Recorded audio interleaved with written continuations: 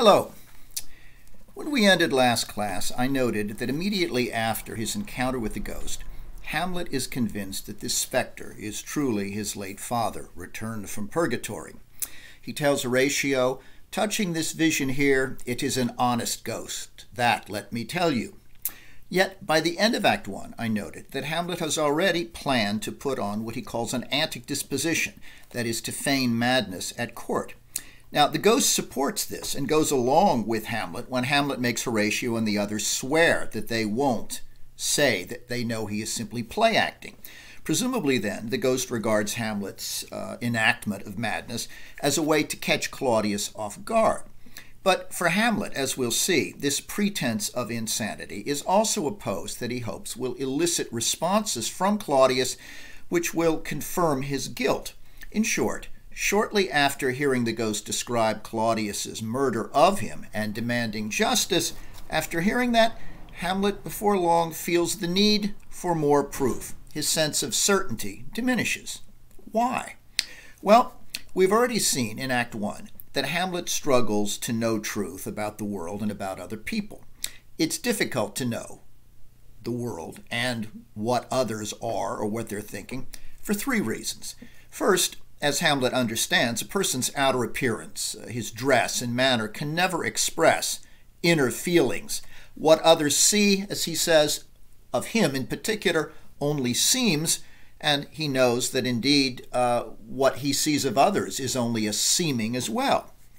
A second reason why he struggles to know truth is that truth is elusive because, as Hamlet understands it, we each interpret the world subjectively, through our own perspective.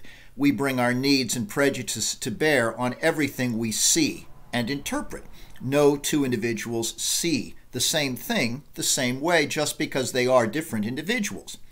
And finally, the third barrier to knowing truth is that people, as Hamlet understands acutely, deliberately hide or disguise what is true frequently, as Claudius does, as we see, in pretending to mourn his dead brother, and as Hamlet himself will demonstrate in feigning madness to deceive others. Now, Hamlet was aware of these obstacles to knowing truth even before his encounter with the ghost. Remember, he'd been skeptical before that midnight meeting. He told Horatio that he feared the apparition could be a devil disguised as the dead king, just as, for example, in Marlowe's Faust, Mephistopheles first appears in the form of a friar. Now, Hamlet tells Horatio that he suspects a demon may, quote, assume my noble father's person. And these same doubts about the identity of the ghost and its possible connection to hell recur after Hamlet has had time to reflect on the meeting. What if the ghost, he wonders, really is a demon impersonating the king and trying to lure him, Hamlet, to commit a murder, to damn his soul? But Hamlet isn't afraid of facing the devil. He says, "I'll speak to it though hell itself should gape." And indeed, he rushes to encounter the ghost when it beckons him, courageously and without hesitation, even though Horatio and the guards fear for Hamlet's safety and even try to hold him back. Hamlet's desperate to see if indeed this is his beloved father, but also he rushes ahead because he's so depressed that he says he places little value on his life, even if it is a devil who might take him down to hell. He says, "What should be the fear? I do not set my life at a pin's fee, and for my soul, what can it do to that, being a thing immortal in itself? Unhand me, gentlemen, by heaven, I'll make a ghost of him that lets me, who stands in my way." And off he goes. Now, even though Hamlet hates and distrusts Claudius, as we've seen, the fact is that he feels no thirst for revenge, no zeal to take a human life, even after his father's harrowing account of how Claudius poisoned him. Rather, Hamlet, after speaking to the ghost of his father, feels burdened by the obligation to, quote, set right a crime that has put time out of joint and has corrupted all of Denmark. It's not something he has a desire for, this revenge.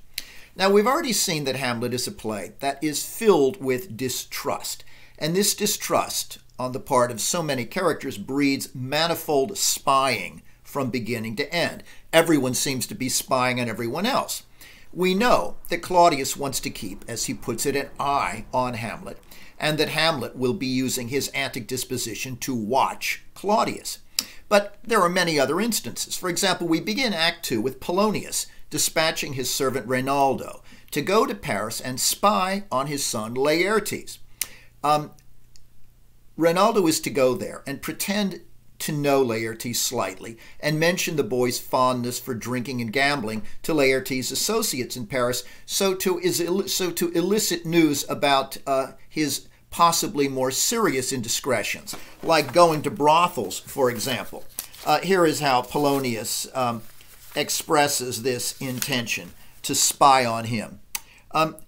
He says to Reynaldo, "You are bait of falsehood. Take this carp of truth. And thus do we of wisdom and of reach, with windlasses and with assays of bias, by indiscretions find directions out." Now, note that Polonius doesn't trust Hamlet with his daughter, and he doesn't even trust his own son to behave well. His invasive spying on Laertes, as he put it, trying to use the bait of falsehood to catch the fish, the carp of truth, that idea of spying to try to get at truth is a kind of parody, if you think of it, of Hamlet's more serious attempts to get at far more important truths by the pretense of madness, by that particular dishonesty. Now, Hamlet wants to verify the truth of the ghost he met. He wants to verify the truth about King Hamlet's death and verify the truth about Claudius and Gertrude's roles in it. So, how to do it? Well, when Ophelia enters, she is distraught and confused at what she takes to be Hamlet's sudden fall into madness, this antic disposition of his that she believes is genuine madness. She's unaware that it's just a performance. But the remarkable thing about her description of Hamlet's behavior with her is that Hamlet seems to have been disclosing in it some genuine feelings for her under cover of his mad act. Ophelia has been, remember, forbidden by her father and brother to see Hamlet. And so Hamlet, in order to see her, had to burst into her bedroom where she was alone. Here's how she describes it. "My lord," she says to her father, "as I was sewing in my closet, Lord Hamlet, with his doublet all unbraced, no hat upon his head, his stockings fouled, ungartered, and down-gyved to his ankle, pale as his shirt, his knees knocking each other, and with a look so piteous in purport as if he had been loosed out of hell to speak hoarse, he comes before me. Oh, he took me by the wrist and held me hard, and then he goes to the length of all his arm, and with his other hand thus o'er his brow, he falls to such perusal of my face as a would draw it. Long stayed he so. At last, a little shaking of mine arm, and thrice his head thus waving up and down, he raised a sigh so piteous and profound as it did seem to shatter all his bulk and end his being. That done, he lets me go, and with his head o'er his shoulder turned, he seemed to find his way out without eyes. Out of the doors he went without their help, and to the last bended their light on me, walking out backwards, his head over his shoulder, focused on her all the way." Now, we have seen Hamlet complain about other people dissembling and lying and hiding their true feelings behind play acting. But the paradox here that Shakespeare reveals, I think, and also elsewhere, is that sometimes play acting can disclose and express genuine aspects of the individual who is performing the role. And as we'll see, acting a part can sometimes reveal hidden truths about others, as Hamlet hopes Claudius and Gertrude's reaction to his feigned madness will reveal or corroborate their guilt. Now, in this scene with Ophelia, Hamlet's exaggerated gestures, sighing, holding her at arm's length, gazing at her constantly as if to commit to memory the outline of her face, looking at her even as he walked to the door with his head over his shoulder. These gestures have a double purpose. They are part of his play acting, yes, they seem deranged, but they also seem to be the expression of a kind of need for a painful farewell that Hamlet really feels he must be making for this young woman who has been forbidden to see him, as if Feeling he will never see her again, perhaps he wants to commit her to memory because he loves her, but knows that they must be parted. Now, Hamlet has loved Ophelia, but she has, remember, on orders, rejected his letters and returned his gifts, his so-called tenders, at her father's command. So Hamlet here expresses a lover's genuine regret as he sighs and gazes at her. But at the same time, he makes these actions so strange and so extreme as to appear deranged. Now, he does that because he knows that the distraught Ophelia will report his behavior to her father, who will in turn tell Claudius. This is what Hamlet wants to happen. Hamlet would like Claudius and Gertrude to attribute his antic disposition to disappointed love, so that Claudius won't suspect that this behavior has anything to do with the death of Hamlet's father. Now, Hamlet wants to ease Claudius's suspicions so that Claudius might inadvertently do something to confirm his guilt. As we'll see, Claudius is not persuaded that Hamlet's melancholy derangement has anything to do with a love for Ophelia. Now, you might ask, is Hamlet here using Ophelia for his own protection? Well, I think the answer is yes, but also probably for her protection. Here and later, as we'll see, when he insults Ophelia so painfully, I think Hamlet is trying to end her love for him for her own sake. After all, Hamlet is planning to kill the reigning king, and to love the killer of a king, even if he's justified, would be very dangerous for Ophelia.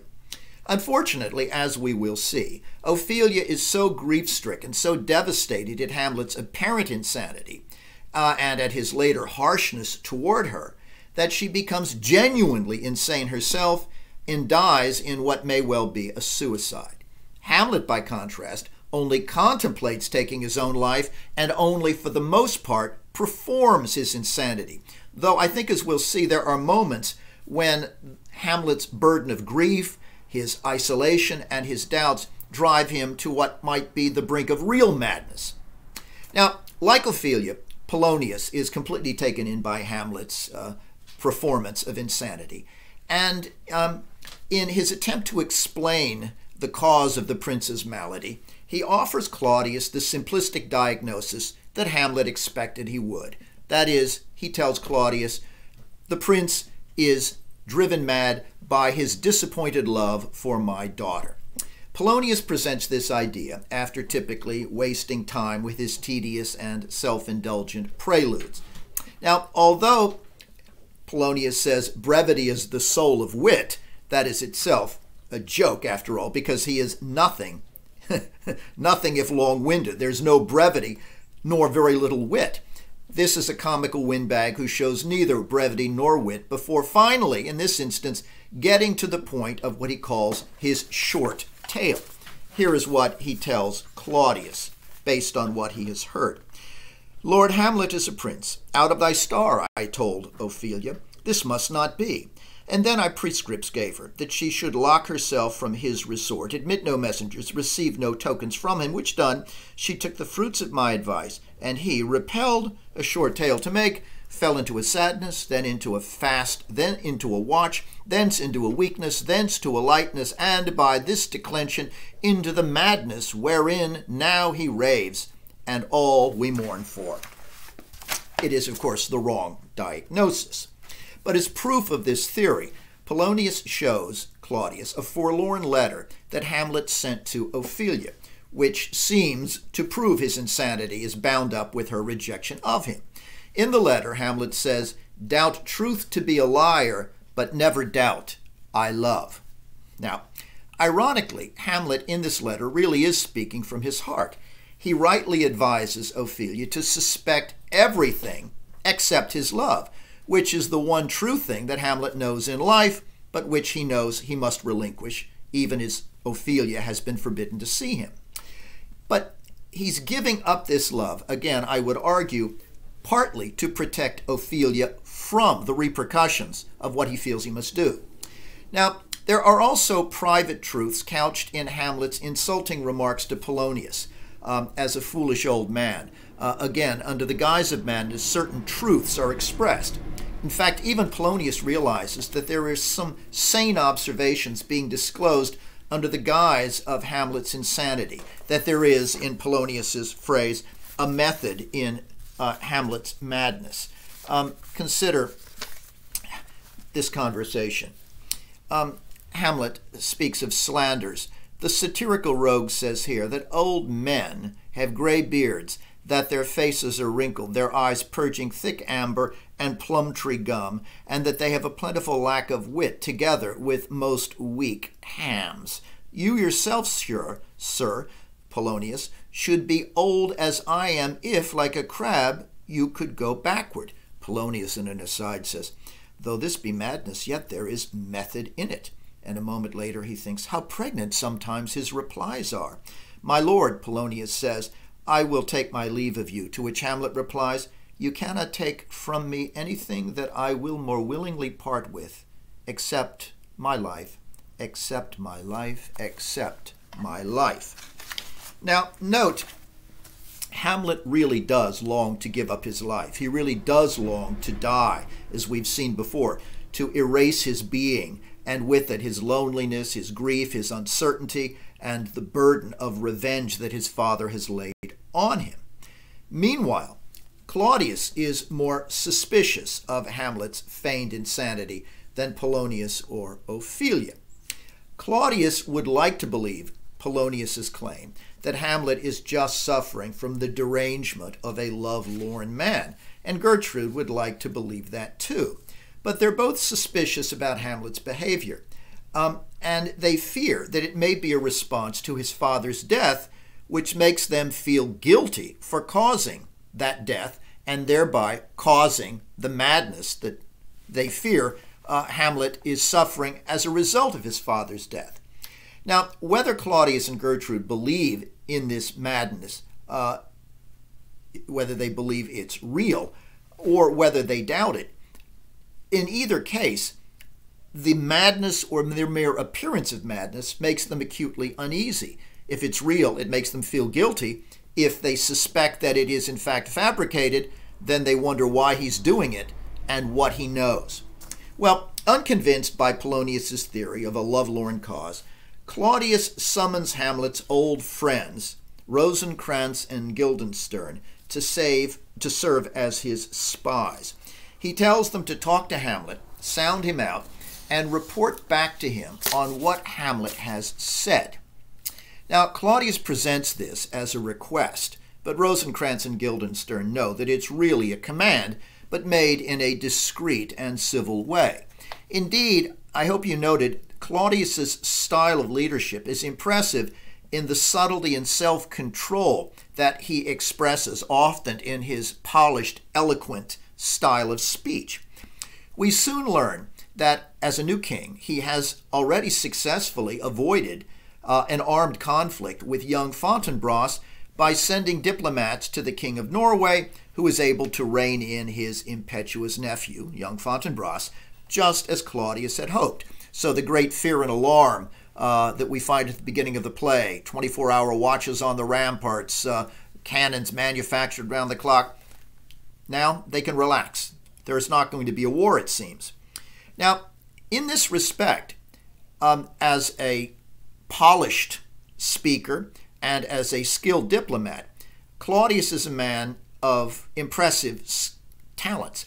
Hamlet underestimates him, of course, and derides Claudius because he hates him. But Claudius does not underestimate Hamlet. No, Rosencrantz and Guildenstern are sent there because Claudius fears Hamlet. Now, these two men are Hamlet's old friends, so they are obviously betraying Hamlet by spying on him for the king. But Hamlet speaks to them warmly because he is so isolated, so desperate to unburden himself directly and openly to someone that he temporarily, with them, discards his antic disposition when they meet. Hamlet's needs, if you will, for unburdening overtake his suspicions of why Rosencrantz and Guildenstern might have been called to court and might be there. He tells them how wretchedly he feels But Hamlet doesn't mention to them his encounter with his father's ghost, which the ghost, remember, has told him he must not disclose to anyone. Hamlet does, however, tell these two of his terrible loneliness and the sense of entrapment, both physical and psychological, that he feels. Hamlet says, "Let me question you more in particular. What have you, my good friends, deserved at the hands of fortune, that she sends you to this prison hither?" "Prison, my lord? Ah, Denmark's a prison." "Then is the world one," says Rosencrantz. "Ah, and a goodly one," Hamlet says, "in which there are many confines, wards, and dungeons, Denmark being one of the worst." "Oh, we think not, my lord." "Ha! Why, then 'tis none of you, for there is nothing either good nor bad, but thinking makes it so. To me, it is a prison." And then he adds, "Oh, but God, I could be bounded in a nutshell, and count myself a king of infinite space, were it not that I have bad dreams." Now, consider this for a moment. Hamlet here advances two important, closely related ideas. First, his idea that the mind of each individual is unique, so unlike any other mind that we're imprisoned in it. We are hermetically sealed in and isolated in our own subjective mental universe. And Hamlet feels that this subjective isolation is powerful, even at this moment when he's trying to relieve that isolation by connecting with his old friends and disclosing to them the terrible sense of estrangement he feels. Now, Denmark is a prison for Hamlet then, less because Claudius has forbidden him to leave and go back to Wittenberg than because of Hamlet's entrapment within the globe of his own skull. Now, the second related idea here that Hamlet articulates is that because we each see reality through our own unique lens, our own subjective perspective, then what is good or bad is entirely a product of that subjective perspective. That is to say, what is good or bad for any individual is, as Hamlet says, something that thinking makes so. Nothing is good nor bad, but thinking makes it so. In short, both truth and the moral importance of anything is relative to the mind and thought process of the observer. Well, Hamlet is trapped in a private world of subjective thought that makes it difficult for him then to observe, affirm, and judge objective reality. He finds it difficult to know the actual transpersonal truth of anything. And this epistemological prison of consciousness that Hamlet carries around with him doesn't even end when he falls asleep, this prison of consciousness, because he says his dreams are merely a continuation of the mental prison he feels when he's awake. When he says that he could be bound in it in a nutshell and count himself a king of infinite space, but that he has bad dreams, Guildenstern says, yes, dreams indeed, perhaps of ambition, and then says that the very substance of the ambitious is merely the shadow of a dream, to which Hamlet replies, a dream itself is but a shadow. What does he mean? Well, when he says a dream is but a shadow, he means that our dreams are shadows of our conscious life. But if we're unable to affirm anything outside ourselves is true when we are awake, if everything we see is mere subjective impressions, then one might say consciousness itself is only a shadow, since we can't affirm substance, making a dream merely a shadow of a shadow. And yet, whether he is asleep or awake, he's constantly in a state of feverish mental activity unique to himself. He can't get beyond himself. Now, despite Hamlet's subjective limitations, we've seen that he still strives constantly to know truth. And one immediate truth that he wants to discover is whether he can trust Rosencrantz and Guildenstern or not. When he asks if they were sent by Claudius, they reluctantly admit they were, but they don't admit why, i.e. to spy on him. Even though Hamlet then says to himself, in an aside, I'll keep an eye on you, that is, I'll watch you as you are watching me, even though he says that, Hamlet is still so desperate to unburden his inner pain and distress to these old friends that he proceeds to tell them about the state of his recent and current depression.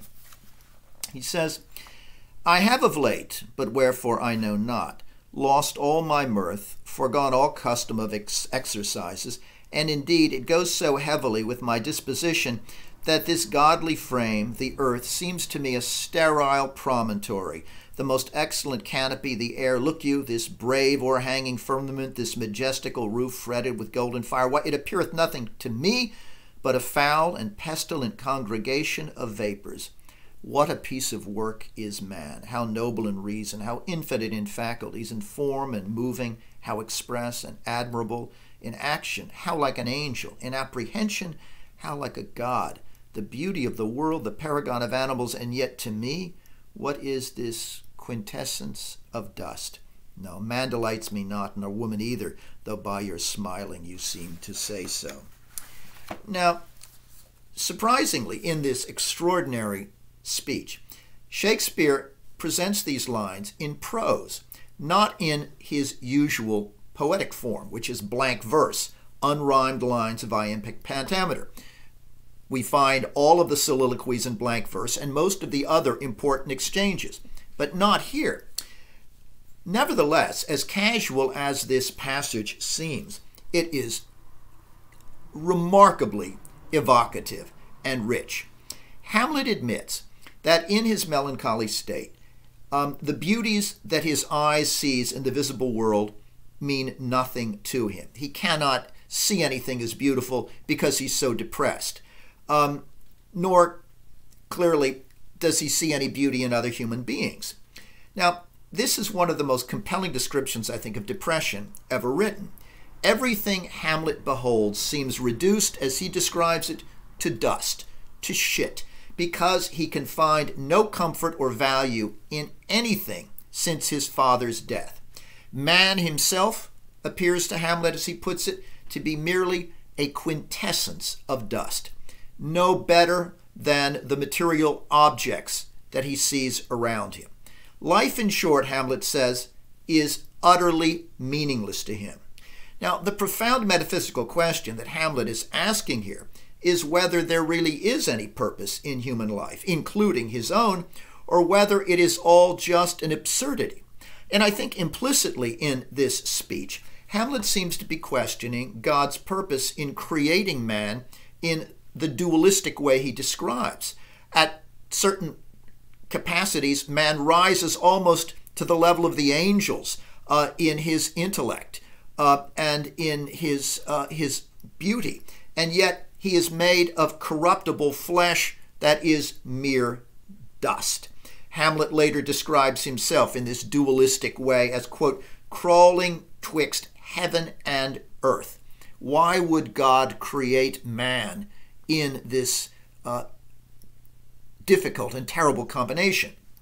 Now, at this point, Hamlet can find no reason for continuing his own life or find any reason why other lives should matter at all. Now, note here that the prospect of revenge that the ghost has laid on Hamlet has definitely not given him direction or purpose or a sense of justice in his life. It has done nothing to relieve his depression. Indeed, it has only deepened it. Instead of relieving him, this supernatural obligation has amplified Hamlet's tendency to doubt and question everything in the world and in himself. He's not sure he can believe in what the ghost had told him or in what the ghost claims to be. Now, Hamlet's need to share his feelings here with his old friends is so great that he goes so far as to hint that the madness that others have noted in him isn't real. He tells Rosencrantz and Guildenstern, I am but mad north by northwest, okay? He's referring in this to the true direction of a compass, which points north. His apparent madness, he suggests, isn't so far from the truth. It's not north, but it's northwest. Now, we've already noted that sometimes in his mad play, he can express his own feelings, as he did with Ophelia, and he can also get at truth, as, for example, when he describes an individual who's clearly meant to be Polonius as essentially a tedious old windbag with weak hams, and suggests that he is like a crab who, if he could crawl backward in time, would be Hamlet's age. All of these are mockeries of Polonius, and even Polonius begins to sense that. But Hamlet doesn't tell him, as he does with Rosencrantz and Guildenstern, this is a put-on, this is all an act. No, but with these men, even though he feels he may not be able to trust them, he needs to unburden himself. Now, we've seen that Hamlet sometimes does express true feelings under the guise of madness, and that even Polonius can find a method in it, lucidity in what appears crazy. And yet Hamlet has to be careful that Claudius in particular doesn't imagine that in some way he is trying to use his madness in order to entrap him. Well, Hamlet assures Rosencrantz and Guildenstern, for example, I know a hawk from a handsaw. Again, if you know the difference between a saw and a bird, then you're not as crazy as you appear. Again, he's reminding them, without telling them explicitly, that this is an act. Now, at this point, the players arrive to interrupt the conversation, and Hamlet is pleased to see them, because he was, before his father's death, a theater patron, and also because at this moment he needs distraction from the burden of his own dilemmas. But he has an idea. Just as his own performance of madness is intended to expose the truth about Claudius and Gertrude by eliciting responses from them, so too, Hamlet thinks, he might use the player's performance to do the same in what he later calls the mousetrap. Hamlet's plan is to have the actors perform a version of the killing of his father in a play called The Murder of Gonzago. And he's going to add, he tells them, some lines of his own to that play in order to make the connection between it and the killing of King Hamlet all the more unavoidably explicit. In doing so, he hopes that he can gauge the royal couple's responses to this reenactment of a murder that they were responsible for in order to help him confirm their guilt and confirm the truth of the ghost's account. Now, before we consider Hamlet's second soliloquy that follows from this, I want to note two features of the arrival of this theater troupe, this troupe of tragedians, to Denmark, to Elsinore. Hamlet insists that these actors must be treated with honor and dignity, as befits one of the great creations of William Shakespeare, who, of course, was not only a playwright but also an actor himself. But note a couple of interesting things about this. First, Shakespeare uses the arrival of these actors at Elsinore as an opportunity to comment on the theatrical world of London in his own time in a self-reflexive way, in a way that Shakespeare's Elizabethan audience would certainly have understood. The actors had been forced, we learn, to earn a living roving around Denmark because the theaters in the capital are now dominated by child performers. Indeed, child performers were becoming extremely popular at this time, around 1602, in Shakespeare's London, at the time Hamlet was written.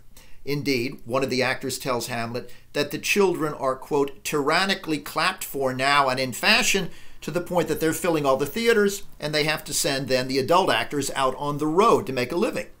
Shakespeare seems to be commenting here then on the vagaries and sometimes the stupidities of public taste. But the more interesting question that rises here is why Hamlet asks the actors to recite a particular speech from a play that, as Hamlet recalls, describes how the ancient Greek warrior Pyrrhus came out of the Trojan horse and slaughtered King Priam and his wife Hecuba. Okay? Hamlet asks to hear that, and indeed the player delivers.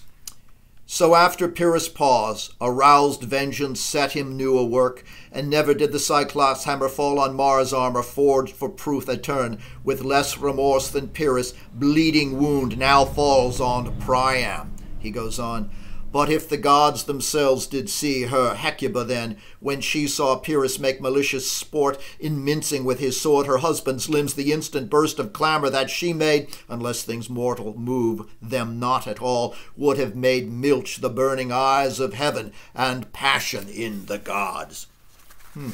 Now, what is it about this highly emotional speech that recounts the bloody execution of a king and the queen's grief? What is it about this speech that Hamlet asks for that so appeals to him at this moment that he wants to hear it? Well, I think there are really three things. First, the actor who is reciting this speech actually weeps as he's doing it, as he describes this killing in a full release emotional display. Whereas Hamlet, of course, has had to repress his rage and his sorrow because he knows he's being watched. Hamlet envies this emotional release, and it's almost as if he's seeking in some way vicariously to gain a sort of catharsis through it. A second reason Hamlet is drawn to the speech and requests it is because it describes violent action at a time when Hamlet feels paralyzed. He's torn, as we've seen, between the vengeful demand of his father's ghost and his growing doubts about this supernatural figure and the mission that he has assigned him. But at the same time, Hamlet is drawn to the speech because it reminds him of the terrible death of a legitimate monarch, specifically his own father. Now, in this case, the horrible murder of old Priam, the esteemed king of Troy, by a bloodthirsty brute, certainly would be, in Hamlet's mind, linked with the killing of his own father by his bloodthirsty and ambitious brother. But it's unlikely that this speech in itself would stir Hamlet's own desire for vengeance, because after all, the speech depicts the killing of a legitimate king, while Hamlet has been charged with killing an illegitimate king. So there's that important difference. It's unlikely to motivate the drive to kill in that respect. Well, left alone, when the actors depart, Hamlet delivers his second great soliloquy. The longest of the six in the play, and I think possibly the most complex, as Hamlet argues with himself, pitting thought against thought in his meditation.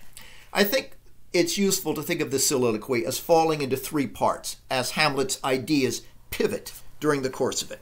Let's consider the first section of this. Now I am alone. Now I am alone. Oh, what a rogue and peasant slave am I. Is it not monstrous that this player here, but in a fiction, in a dream of passion, could force his soul so to his own conceit that from her working all his visage waned, tears in his eyes, distraction in his aspect, a broken voice, and his whole function suiting with forms to his conceit?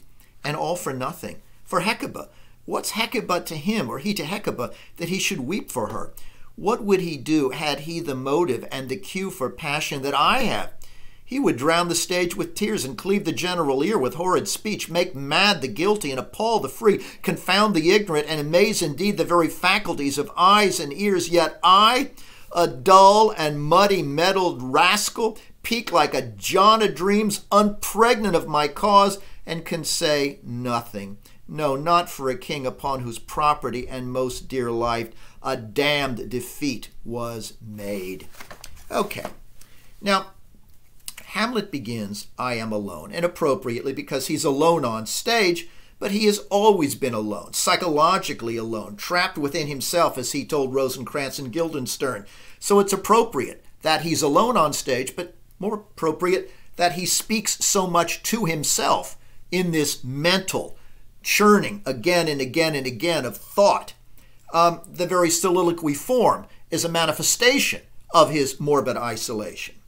Well, having watched the actor weep in describing Queen Hecuba's cries of rage and grief at seeing the killing of her husband, Hamlet castigates himself for suppressing the depth of his own sorrow and rage at his father's murder. It's partly, of course, that he feels he must suppress those powerful feelings to some degree for his own protection, but partly, as we've also noted, and he has complained, that for him no outward show of tears or lamentation or mourning dress could possibly express the true depth of his inner agony, of his inner grief.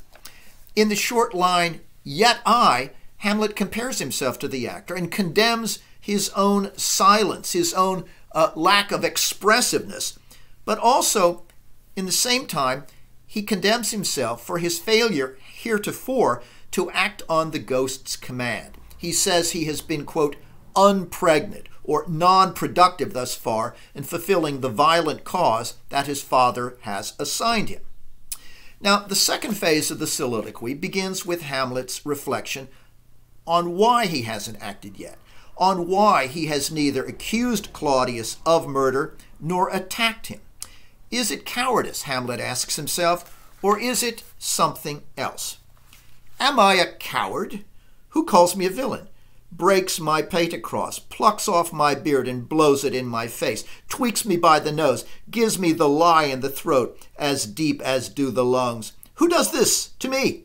Ha, swounds, I should take it, for it cannot be, but I am pigeon-livered, that I lack gall to make oppression bitter. Or ere this I should have fattened all the region's kites with the slave's offal. Bloody, bawdy villain, remorseless, treacherous, lecherous, kindless, lane. Oh, vengeance! What an ass am I! This is most brave, that I, the son of a dear father murdered, prompted to my revenge by heaven and hell, must like a whore unpack my heart with words and fall a-cursing like a very drab, a scullion, fie upon it, about my brains. Oh, fie. Okay, now Hamlet accuses himself bitterly here of being pigeon-livered and unmanly, or else he says, I would have killed Claudius and, quote, fatted all the region's kites. That is, I would have killed him and left his dead body for the vultures to grow fat, devouring. Now, we have seen that Hamlet actually has good reason to seek confirmation of Claudius's guilt before acting to kill him. But Hamlet still hates himself for his inaction, okay? So, in this phase of the soliloquy, in order to try to work himself up to vengeance, he imagines various insults that would enrage him, drive him to retaliation under ordinary circumstances. Insults such as someone pulling on his beard and blowing it at his face or tweaking him by the nose. He would have retaliated against those. But the crime Claudius committed, he tells himself, against his father and against him is far, far greater than those minor insults, and yet he hasn't retaliated. Why, he wonders, am I such a coward? Claudius is a bloody, bawdy villain. He is treacherous and lecherous. Treacherous in killing the king by stealth, and lecherous in seducing the oversexed Gertrude. Why haven't I killed him? Why haven't I dispatched him? Well, Hamlet reminds himself that he is prompted to revenge by both heaven and hell. And here things get a bit complicated. That is, he thinks, taking Claudius's life would be just in the eyes of God, if, after all, he murdered my father. And yet it's an act that he imagines the devil would also sanction. But if the devil was impersonating King Hamlet, he would prompt Hamlet to want to commit an act against a man who might not be guilty and damn his soul. Thus, Hamlet, in some ways almost inadvertently, gets back at the point of his own fear and own doubt about the identity of the ghost. He cries, though, "Oh, vengeance!" to try to spur himself on to act despite his doubts and misgivings. But would he be serving God or would he be serving the devil? Well, there's the uncertainty again. Hamlet has not acted and is trying to understand what's holding him back. He derides himself as an ass for not following the ghost's demands and for not following the promptings of his own aggrieved heart or his hatred for Claudius. And yet, even as he's saying these things, he knows why he's holding back. It's not because he's a coward. It's because he needs certainty. Hamlet, nonetheless, because he feels he must castigate himself, even at the same time that he understands why he's not acting, he says he's no better in his own eyes than a prostitute or a kitchen servant. He blames himself for questioning everything in these turbulent inner meditations. He blames himself for, quote, unpacking my heart with words rather than enacting violent deeds. But of course, ironically, he is engaged in that very unpacking of words, in this very linguistic self-questioning, at the very moment that he's blaming himself for linguistic self-questioning and blaming himself for unpacking his heart with words in the past, even as he's doing it now. To put it another way, at this point in the soliloquy, he is questioning his own self-questioning in the language of his self-questioning. Now, we've noted there are good reasons for Hamlet's delay, and he is obviously much harder on himself, I think, than the audience is or than the audience should be. But at this point, the soliloquy turns again as we enter its third and final phase, and it turns upon a word. We see the turn when Hamlet says to himself, Clearly, in this thought process, a different idea has now come to him. A new idea has just entered in its mind. What is that idea? Well, he returns at this moment in the soliloquy to that idea he'd had earlier, which was then just provisional, that he would ask the actor to perform the murder of Gonzago and perhaps come to some clearer understanding of Claudius and whether he was guilty. The turn. I've heard that guilty creatures sitting at a play have by the very cunning of the scene been struck so by the soul that presently they have proclaimed their malefactions. For murder, though it have no tongue, will speak with most miraculous organ. I'll have these players play something like the murder of my father before mine uncle. I'll observe his looks. I'll tent him to the quick. If it do blench, I know my course. The spirit that I have seen may be a devil, and the devil hath power to assume a pleasing shape. Yea, and perhaps out of my weakness and my melancholy, as he is very potent with such spirits, abuses me to damn him. I'll have grounds more relative than this. The play's the thing wherein I'll catch the conscience of the king.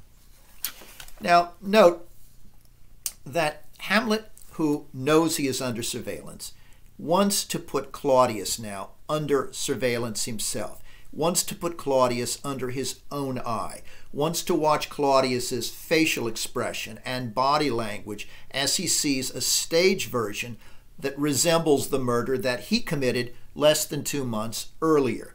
As Hamlet says, I'll observe his looks. Hamlet tells himself, because he can't trust what Claudius says, that perhaps the way Claudius behaves will allow him to see it. And he hopes the play will take Claudius off guard, because Claudius certainly is not expecting that the play in question is going to be a reflection of what he did. He hopes that Claudius, in seeing this, won't be able to maintain his show of regal self-control and will, in a state of panic and guilt and horror, betray his guilt through his behavior, through his actions. Now, paradoxically, as with Hamlet's own antic disposition, Hamlet hopes that the play acting will be a means to revealing what is real and authentic in Claudius and in Gertrude. Thus he says, the play's the thing wherein I'll catch the conscience of a king. But the problem is that Hamlet still can't trust what his own subjective eyes behold. Reality is, after all, private, as he knows, and the visible world can therefore be deceiving. So he decides he will ask Horatio to watch with him. 2 eyes are better than 1. Now, Hamlet doubts his doubts about what he sees and about what he hears are, in fact, the primary reason, as we've seen, that he hasn't acted on the ghost's command to take revenge. He can't be sure the specter was his father, he says, and not some devil tempting him to commit a murder by appearing as the dead king, and when he does commit the murder, then damning Hamlet's soul. Now, if that was a diabolical trick and Hamlet fell for it, he would kill an innocent man and go to hell himself. So he has good reason to fear and to demand certainty. Well, given Hamlet's skeptical understanding, then, of how elusive truth is, one might say one would be hard-pressed to know how he could ever be absolutely certain. He can only judge on the basis of what he and Horatio are going to see. But nonetheless, if they can come to a belief that Claudius has exposed himself through his behavior here, Hamlet would then have a compelling moral reason to be sure that Claudius killed his father, and therefore a compelling moral reason to assassinate him.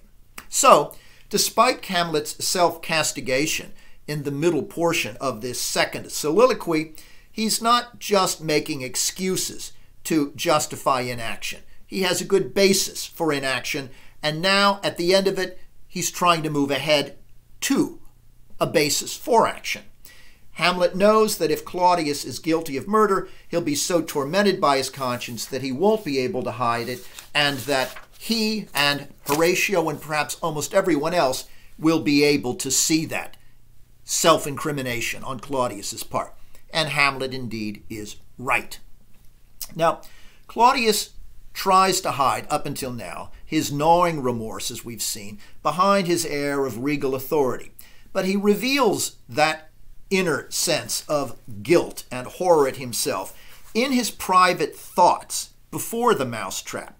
And the first revelation of this comes in an aside at the start of Act 3, when Polonius tells Claudius that, quote, pious actions often sugar over the devil itself.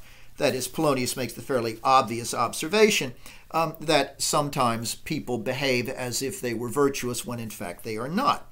But that triggers something in Claudius, and he says in an important aside, "Oh, 'tis too true, how smart a lash that speech doth give my conscience. The harlot's cheek, beautified with plastering art, is not more ugly to the thing that helps it than is my deed to my most painted word. Oh, heavy burden." Now, Claudius knows that sugaring over is precisely what he has been doing in the eyes of the world, covering over his crime, covering over his guilt. He's burdened by guilt, both for the murder of his brother and for the cover-up, for the constant lies, what he calls his painted words that hide the truth. He feels guilty for both of those things. Now, as Hamlet prepares to watch Claudius' reactions at the play, Claudius and Polonius are staging their own active surveillance in an attempt to confirm the truth about Hamlet and what they take to be his madness. Claudius wants proof that Hamlet's mad behavior has indeed been caused by Ophelia's forced withdrawal from him, as Polonius had insisted. He wants to be sure, in the same way Hamlet wants to be sure. Claudius would find it a relief if he could believe that Hamlet's strange madness was simply a response to being rejected by the girl he loves. But he finds that rather difficult to believe, so he puts to the test. Claudius and Polonius plan to eavesdrop on Ophelia's conversation with Hamlet, and thus they do as Hamlet enters. And just before this, Claudius has said that Polonius and myself will, he says to Rosencrantz, so bestow ourselves that, seeing unseen, we may of Hamlet and Ophelia's encounter frankly judge, and gather by him as he has behaved, if be the affliction of his love, or know that thus he suffers far. Yes, perhaps he hopes through Hamlet's behavior to judge the cause of the madness. Now, note that in describing this, Claudius describes what he is about to do, this spying, this eavesdropping, as, quote, lawful espionage. Lawful in what sense? Well, for him it's lawful because he is the king and he makes the law. Anything he does is therefore legal. But he believes that it is also lawful because Claudius claims they are spying on Hamlet to get to the root of his madness so that they can help him, cure him. Well, to make this happen, Polonius gives Ophelia a religious book of devotions to read so that when Hamlet sees her, she will be in the process of displaying this spiritual purity when he enters. Now, Ophelia does not know, however, that her father and Claudius will be listening in on her conversation with Hamlet. Here, as elsewhere, Ophelia is a victim of the plans and schemes and needs of others, including, at times, Hamlet himself. When Hamlet enters, before speaking to Ophelia, he delivers the most famous, the most urgent soliloquy ever written, to be or not to be. Should I continue to be, to exist, or should I kill myself? Now, as we saw in his first soliloquy, Hamlet's depression, born of grief and isolation, is so deep that he wished his flesh would dissolve into a dew, that he would just evaporate, be out of existence. Now, that was before, remember, his encounter with the ghost.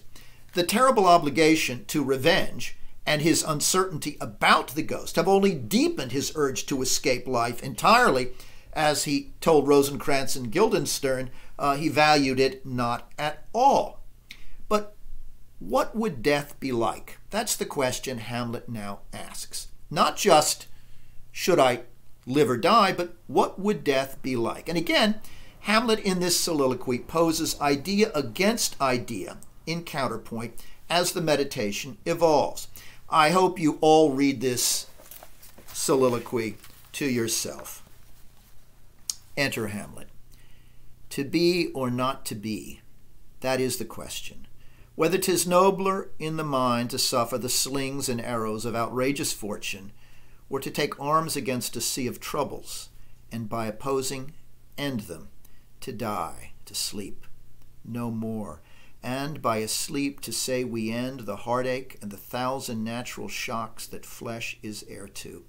'Tis a consummation devoutly to be wished, to die, to sleep, perchance to dream. Aye, there's the rub. For in that sleep of death, what dreams may come when we have shuffled off this mortal coil must give us pause. There's the respect that makes calamity of so long life.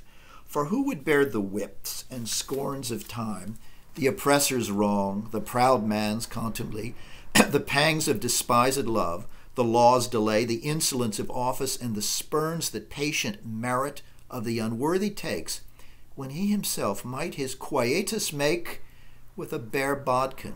Who would fardels bear to grunt and sweat under a weary life, but that the dread of something after death, the undiscovered country, from whose bourne no traveler returns, puzzles the will and makes us rather bear those ills we have than fly to others that we know not of? Thus conscience does make cowards of us all, and thus the native hue of resolution is sicklied o'er with the pale cast of thought, and enterprises of great pitch and moment with this regard their currents turn away, and lose the name of action. Soft you now, the fair Ophelia, nymph in thy horizons, be all thy sins remembered. After the silent meditation, he turns and speaks at the end of the soliloquy to Ophelia. Okay, now Hamlet begins by asking himself, if it is nobler for a man to suffer the slings and arrows of existence, in Hamlet's case, the loss of his father, his mother's hasty marriage, his depression, is it nobler to endure those things, or to end those heartaches, to end the mental suffering that he has endured, and the pains that, quote, flesh is heir to end them by stabbing himself to death with a dagger, that is, with a bare bodkin? That's the existential question. That's the dilemma of being that Hamlet faces at this crucial moment, this moment of crisis. Why bother to live?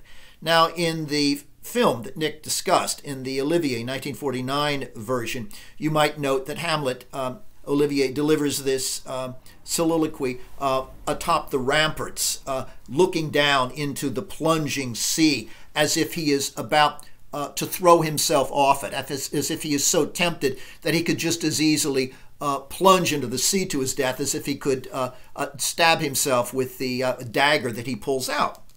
Why doesn't he just take his own life, Hamlet asks himself.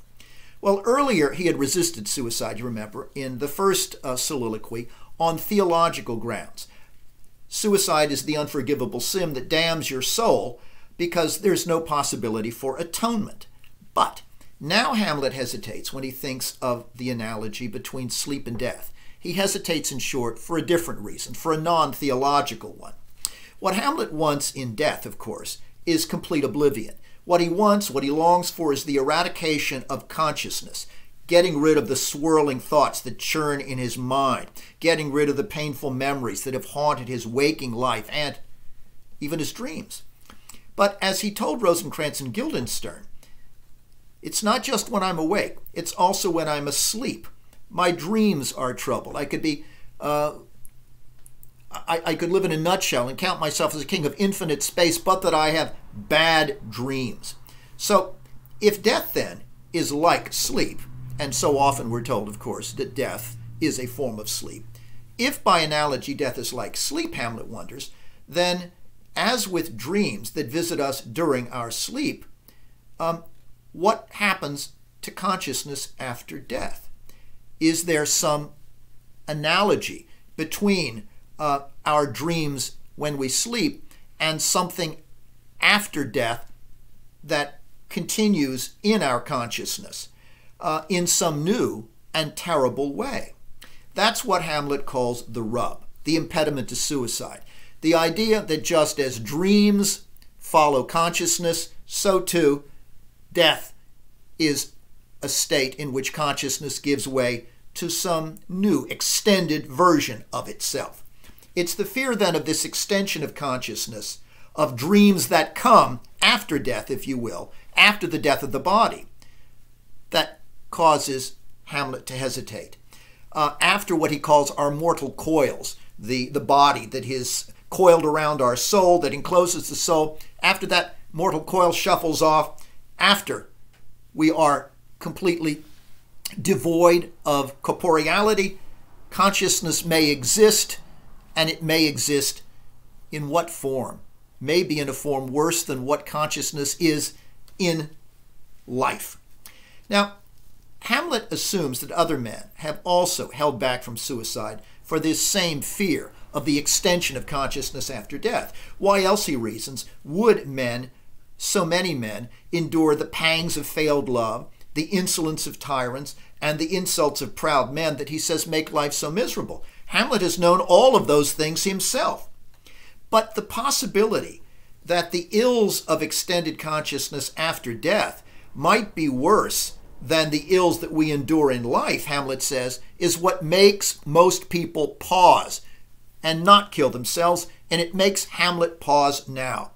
What if what is to come after death is worse than the hell I live in at present? Hamlet can no more kill himself at this moment, you might say, than he can kill Claudius, because there is simply too much moral and metaphysical uncertainty in either act. Too much uncertainty in the case of Claudius about whether he's guilty, too much uncertainty in killing himself about what it will lead to when he dies. Now, thus, as Hamlet says, his resolutions to violent action, either against Claudius or himself, are both held back by, quote, the pale cast of thought, always thought, which he says makes cowards of us all and makes us, quote, lose the name of action.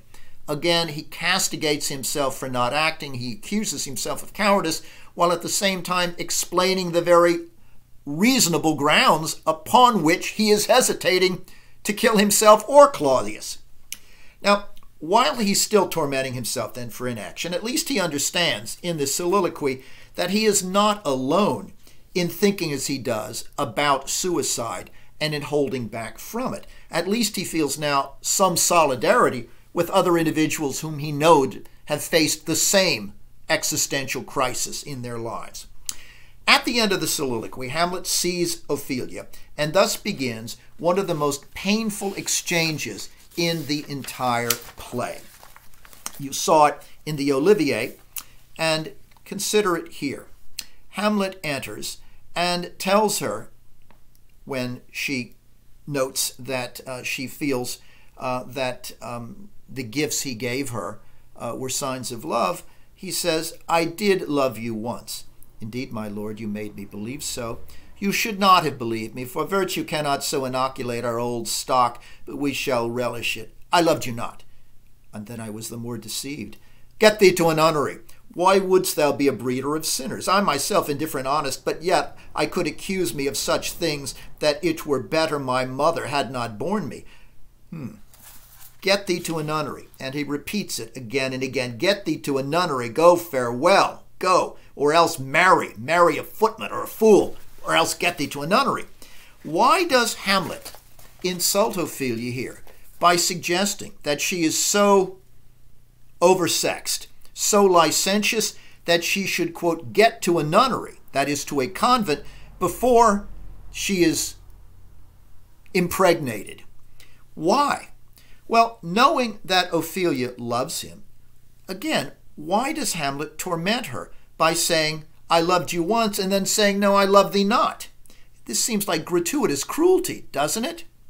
Well, in the Olivier film, the explanation or the answer to the question that Olivier gives for this cruelty is that Hamlet knows that Claudius and Polonius are lurking behind the curtain and listening, eavesdropping, and that Hamlet assumes Ophelia is in on this plot.